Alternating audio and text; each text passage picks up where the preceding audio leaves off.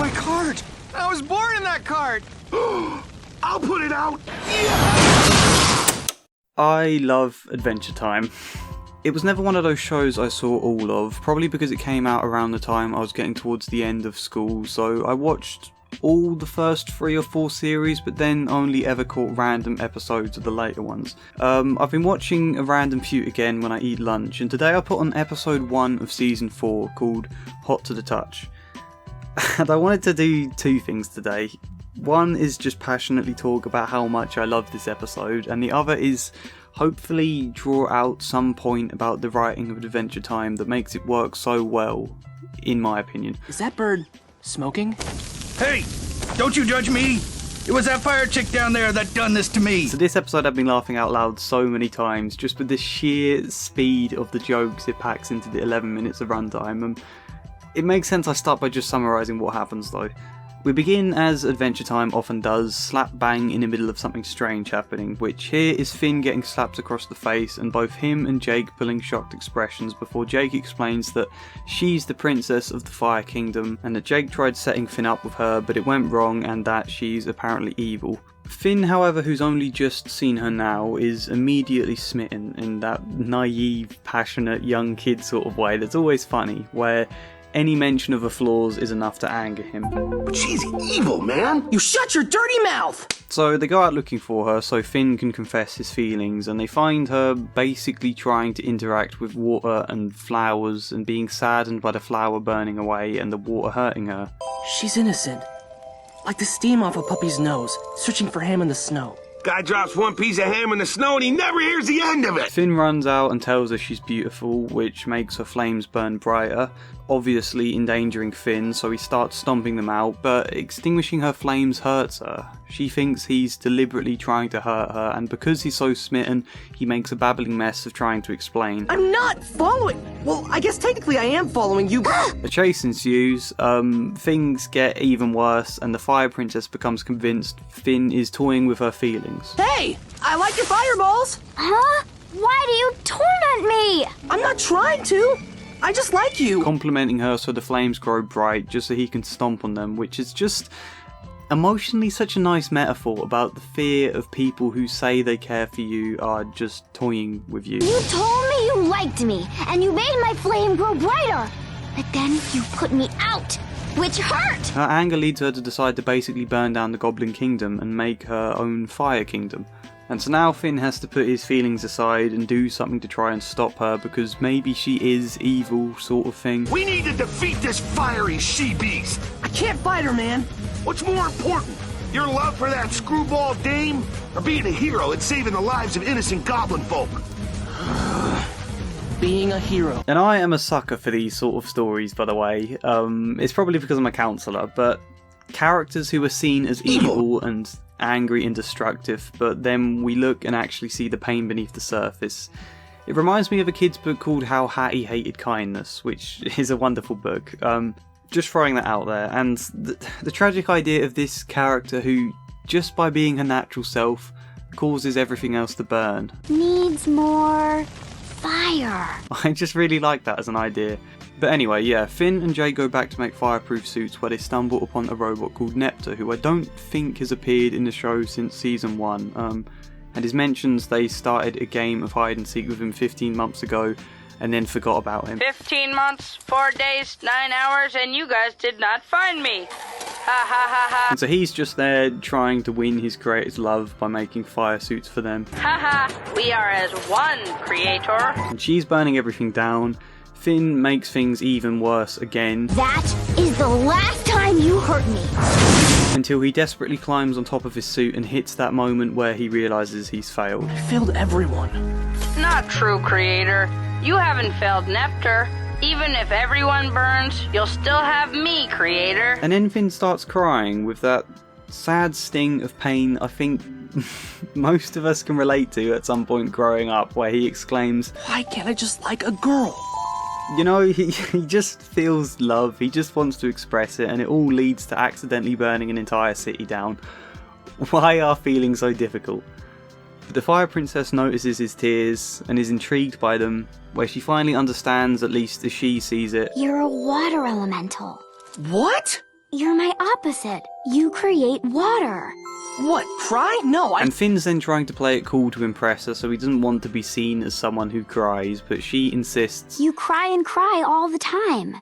No, I don't usually do that. Which is just such a great joke, I think. That's your power. No. And then you get a sad ending, really. Even if we like each other, we're going to hurt each other. No, we don't have to. I can take it. I mean, can't we try? They try to hug, but it fails, so the Fire Princess leaves, and Finn tells Jake. She hugged me, then left. Whoa! How did it feel? It hurt. And the first thing to say is, although admittedly I went off on a tangent halfway through that, notice how long it took for me to summarise the plot, despite it only being 11 minutes long. So much happens here. And not just even like events happening, but actual proper emotional beats in the story. Finn falls for someone, Jake insists she's evil and Finn insists she's innocent. She thinks Finn's tormenting her. Finn puts his love aside to try and stop her and save the town. They feel bad about forgetting Nepta for 15 months. Things get even worse and Finn feels like he's failed. Then there's a resolution. Then it ends with a sting of sadness. Bye, Finn. So many emotional beats in such a short space of time without any of them actually feeling rushed. And to do that is not an easy thing to do, but I think the reason it works also points to one of the factors that makes Adventure Time such a fun show. And that's to say, the emotion and meaning of the episodes never get in the way of the fun, which isn't quite what I mean. I can't seem to find the right words, so let me try and explain. Say I asked what was the meaning of this episode. Despite all these clear emotional beats I've mentioned and these relatable reasons, it's difficult to actually pin down, not in an ambiguous kind of way, so much as a fragmented way. For example, is this a story about love conquering hate? Sort of, but that metaphor doesn't entirely work because the Fire Princess doesn't burn things just out of anger. It's also her natural self. She's just not meant for a kingdom where everything is flammable. So, is it about two people who wish they could love but aren't destined for each other? Again, sort of, but that dismisses how her anger at feeling tormented leads to burn the village down. Plus, Finn's feelings for her are total naivety rather than actual love, because, as he himself points out, he doesn't even know her, and we know for certain he'll go back to pining over Princess Bubblegum after this episode ends. So, is it about how love or romantic feelings can cause a complete mess of our lives? Again, sort of, but the two characters do reach a romantic resolution, just their different elements make it impossible to go any further. Is it a story about Finn having to put the well-being of a town ahead of his romantic feelings? Sort of, but only for a brief moment before it goes back to him trying to reach out to the Fire Princess. So, is it about someone who's suspicious of others, yet learns to trust that their love is sincere? Yeah, sort of, but again, it's not exactly love, and it's not the sincerity of Finn's emotion that actually wins her round, so much as just the realisation in her eyes, despite it not being the truth, that he's a water elemental. Finn's feelings themselves have nothing to do with what stops her, just the noticing of water. And I could go on, but I think you get the point. There's meaning in this story, but it's never quite complete in that meaning, or any of the meanings. It's sort of almost certain stuff, but the metaphors never quite line up with the entirety of the story, only with brief moments of it, so you end up with lots of different sort of half-finished fragments of meaning that merge into the generally absurd and bizarre world that is Adventure Time. And let's take a classic episode, Season 2, Episode 7, Power Animal, in which this pretty dark character infiltrates Finn's party before drugging and kidnapping him and forcing him to kind of pole dance in order to power a machine. Pretty dark metaphor there, I think, really. And that seems pretty straightforward in its meaning, and while this is going on, Jake, who's supposed to be searching for Finn, keeps getting distracted by basically different vices and keeps forgetting about Finn. Did you hear about the goblin who got his left arm and left leg cut off? No. That's okay, he's all right now.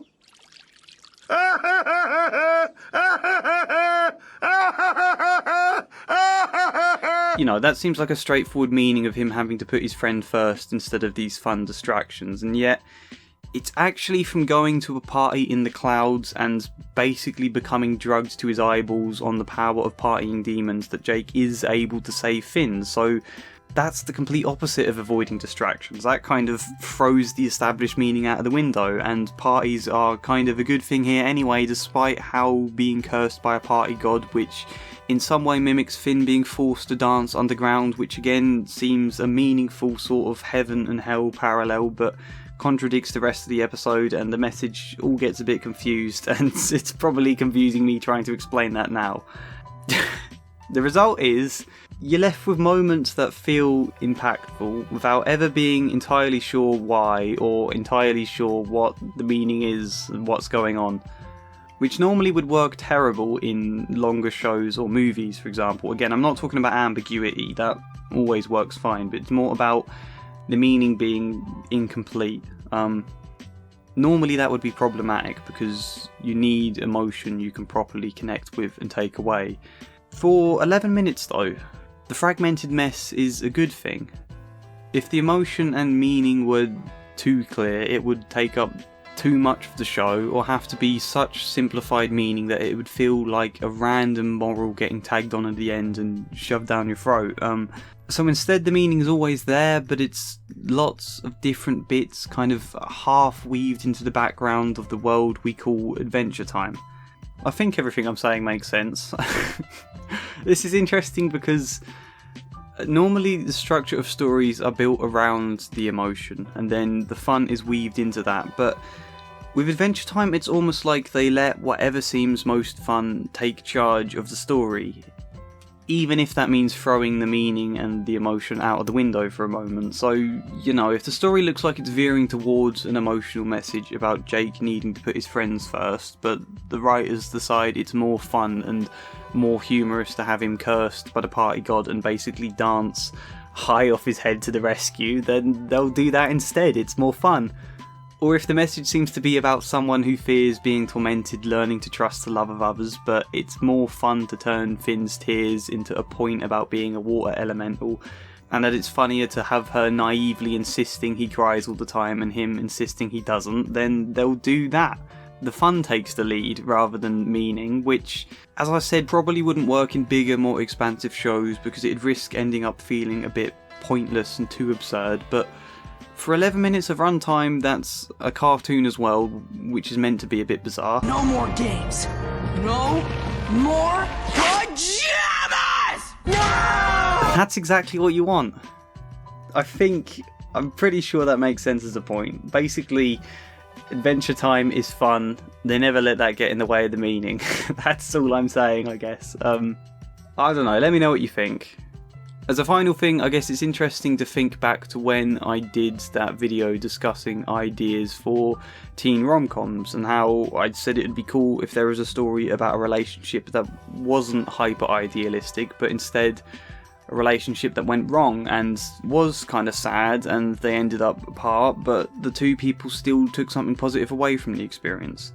We sort of get that a bit here with Finn and the Fire Princess. Where it is sad things don't work out, and the story ends with Finn saying that It hurt. Not as some big great dramatic moment though, more as though that's life sometimes, you know? Your experience of failed relationships do kind of hurt. It's not a great tragedy to end the episode on where we're meant to be crying for Finn, it's just that's how it is sometimes. It's a bit sad, but we can manage that and we can take something from the experience. It's really nice to see that sort of thing in a kids show, and it's really strange to think a weird kids cartoon can depict a more genuine romantic experience whilst still being completely fantastical in 11 minutes, better than most teen rom-coms do in the entire 2 hours of a realistic movie. I love this show, I love this episode.